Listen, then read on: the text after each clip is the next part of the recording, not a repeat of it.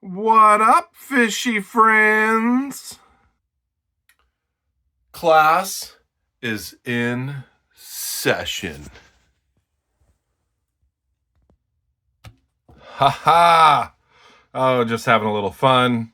I love you, Tim School of Fish. Great channel. If you don't know Tim School of Fish, be sure to like and subscribe. He is awesome. There we go. Here's a sticker. Tim's School of Fish. Always wanted to do that. Hey, we got an open tag here. This was started by Big J's Knives.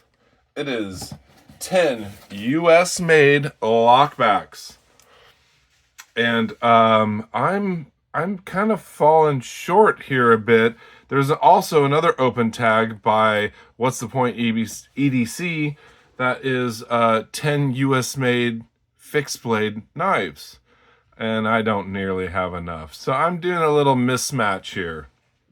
And Big J, I had told him, I don't have 10 yet. I'm getting close. He said, hell, do it anyways. And so I didn't want to spoil some stuff I'm going on Happy Hour Live on the 28th. I didn't want to spoil any of the new stuff, but I've been showing stuff on shorts, and really I only have one more knife coming that I can't spoil because it's not here. So Big J, thank you for this open tag. If you haven't heard of Big J's Knives, go like and subscribe. Amazing channel. Buck knives, case knives, all types of USA made knives. Bulldog brand.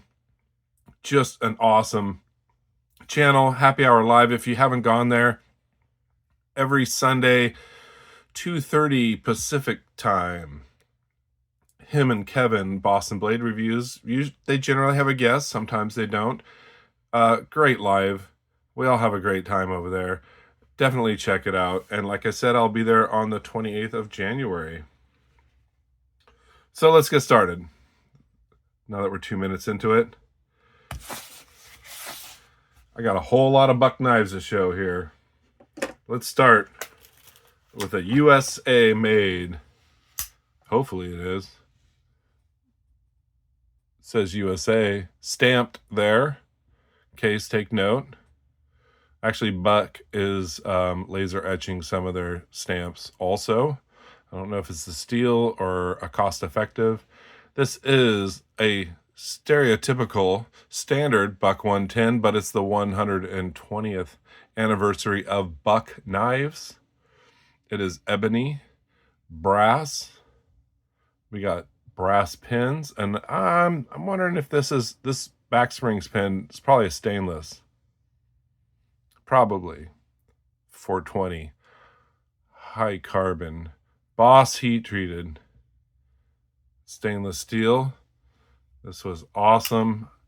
Came in a tin with a coin and a black leather sheath. Going buck wild here. I've showed this before. I'm showing it again. This is the Alaskan Guide Buck 110. It's a Cabela's exclusive. Is S30V. There we go. S30V stainless. I'm not sure why I oil it. It's probably just from the pivot after cleaning. This is a Cerakote, black Cerakote coated blade. You can see the Alaskan Guide painted there. Some like it, some don't. I think you can scrape it off without hurting the blade. It is in rosewood and brass bolsters. This rosewood is interesting. It is different than my other rosewoods. I think it might be Honduras rosewood. I just noticed that they release a Buck 110 exclusive from their website, and their Honduras rosewood and Magna Cut.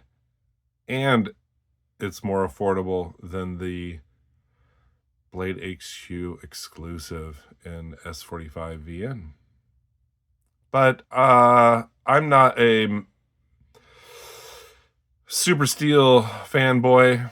I'm sure they're great. If I was a bazillionaire, I would definitely have them all. But I have this rosewood, and this is fantastic. And it comes in this sheath, which is stamped with the Alaskan Guide, and it's like a kind of a, it's brown, but it's a kind of a burgundy brown. $2 110s. What's better than $2 110s? I'd say $3 110s. This is my third USA made Slim Pro. This is the original Slim Pro. This is not the TRX. This is pinned. It came with the old pocket clip. I put a new one. It is micarta. It's got a thumb stud. I love this knife. It is light. It is sharp. It is a slim carry. Some people think these are too big, but I don't know. I'm 6'4". I'm a big guy. I put it in my pocket. No problem. I mean, the 112 is a little bit more compact. This thing is killer. I almost got the 112 in this version, but I had this, so I opted for something else. What did I opt for? TRX. Olive green. Slim Pro. Look at this pocket clip. Way better than the old one. I love the blacked out hardware. This is an S30V also. This is S30V, S30V. It just, that's my mega steal. Made in the USA. I do notice the thumb studs, whereas I do like them blacked out. They are larger than the older ones, which isn't a big deal. I think that these would work better on the 110, and I almost got this version in the 110, but I have 3 110s already. I need to, up my 112 collection. This thing's awesome. You can move the pocket clip on the other side. It's reversible. They did not include any screws to go in it. And I think that's because if you look at the screws, they're kind of tapered there. So if you put some tapered screws in here, it just wouldn't look right. It wouldn't fit. It just wouldn't work. You could do buttons, but if you had buttons here, then you have mushrooms growing in the shade. Buck did this one right. G10 S30V, perfectly centered. Now you see gaps, but it is a lockback. You're gonna see gaps, and that doesn't bother me. It works great. It's a slow roller. I carried this today. Feels great in the hand. Now, not like the full size. The full size feels so much better in the hand, but they're like 3 times the weight, maybe even more. These are light. This is a good, modern, traditional. I love it. And I got this because I originally had this, and this is just the Slim Select. It's not the Pro, so it comes with the 420 high carbon steel. Made in USA on the stamp there. And this is a great steel. I haven't even stropped it, and it's still really sharp. I could put a strop on it just to maintain the edge. And this is the FRN handles, or composite plastic. This is pin construction. And this is the old pocket clip that this one came with. And I'm like, screw that. These aftermarket Spydercos work, and they're about $10 to $20. And I could have gotten this in the micarta, because I'm a huge micarta fan, and spend $10 or $20 to upgrade the pocket clip, but it would have been almost as much as this. So I'm like, I'm going to upgrade to the Torque screws. Now you can take this one apart if you would like, which is kind of a neat feature. And honestly, G10, this is really grippy, and it's probably going to hold up better than micarta. I don't know. I'm a micarta fan. So, yeah. So there we go. I got a 420. And actually, I looked at this in the light, and there was 0 gaps. So the fit and finish on this $25 knife versus this $100 knife, it's just very interesting. Love them all. Going buck wild here. So there's 5. What else have we got here? Well, I have, before I open up the package here, I have Cheeto Bandito out of the blue. I'm not sure why. Probably because he's just so awesome. He sent me this copper lock. And it's got the lock back here. It's amber bone. It's a mini. And this is my first mini copper lock. That was so awesome of him to send this. It's a 3-finger knife, for sure. You can choke up over the copper head here, and I can get 4 fingers on it. This is in stainless steel. These aren't cheap, and I haven't sported for one because they're small. I wanted the larger ones. This is nice, though. Very slim and thin. Made in Bradford, Pennsylvania, of course. USA. 6. Well, pulling the baby out of its blanket. So this is the full-size copper lock. And it's not your standard copper lock, because this is the Warncliffe purple barn board. Let's get the shield in there. They call it the coat of arms shield. Looks like a manta ray. Looks like a bat. I love this. I'm not even a purple fan, but look at that. It's like the Dark Knight Batman's knife, for sure. Full 4-finger grip. Nice slim carry. You can choke up also. This is just awesome. And this actually was more affordable than this buck, but I wouldn't, you could kind of hard use this. This is stainless steel. This is definitely a hard use knife. But this is just such a pocket jewel. A man diamond for sure. I love this. I'm just going on. It's going to be a long video. 2, 4, 6, 7. Number 8, I got this a while ago. This is a Bear & Son, and it's their version of the large Sodbuster. Not the junior, just the large one. These are aluminum covers. They do have the Torx screws, so you can disassemble it, supposedly. And this is such a mirror polish on this. Oh, man. I thought it was stainless steel.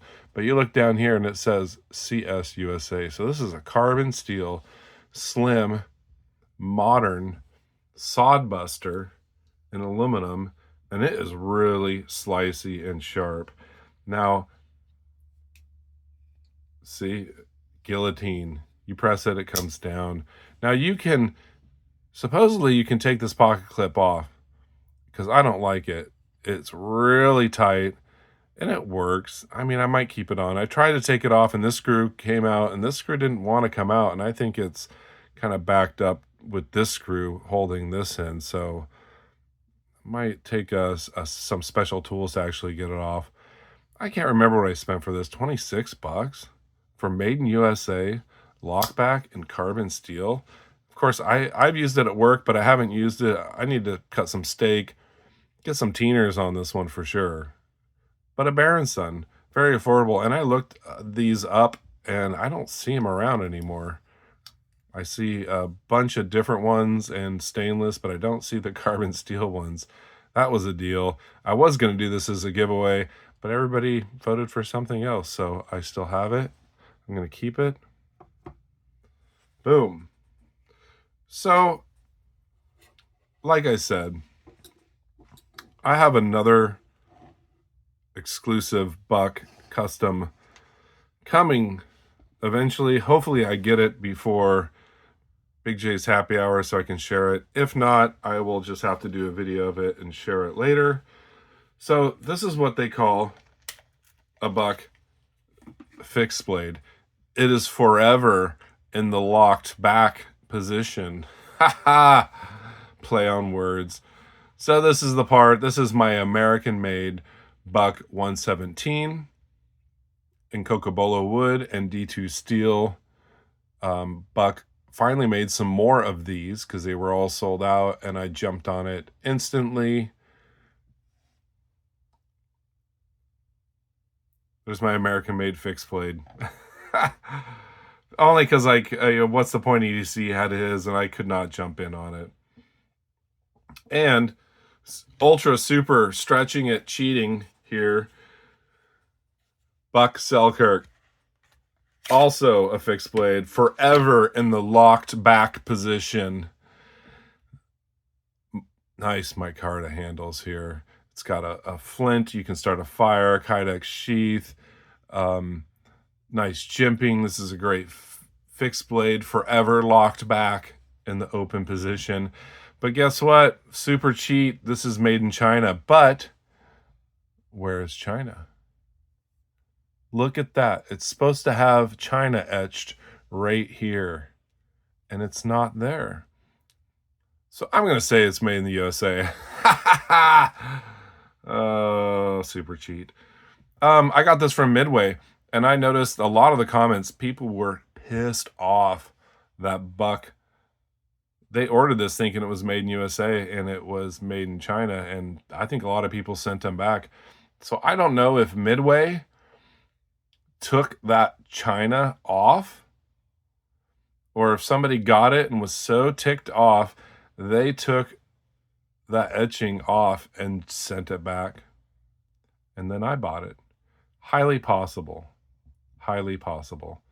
And I got this. They were usually $75, $80. It's a great fixed blade. And they had them on sale for $50.